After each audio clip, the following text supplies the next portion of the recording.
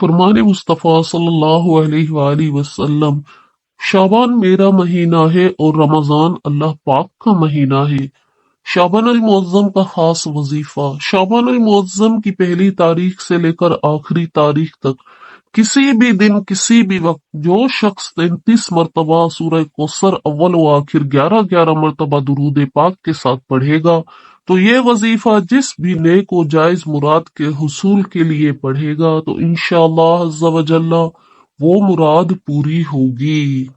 جیسے سرکار صلی اللہ علیہ وسلم کی زیارت کے لیے، حج و عمرہ و مدینہ شریف کی حاضری کے لیے، بیٹی یا بیٹے کی شادی کے لیے، روزی میں برکت کے لیے، قرضہ اتارنے کے لیے، مرض دور ہونے کے لیے، ٹینشن سے نجات پانے کے لیے، دکان و مکان کے مسائل حل ہونے کے لیے، گھریلو زندگی خوشگوار گزارنے کے لیے، اچھی نوکری ملنے کے لیے اس وظیفے کو شعبان میں کسی بھی وقت باوضو پڑھیں۔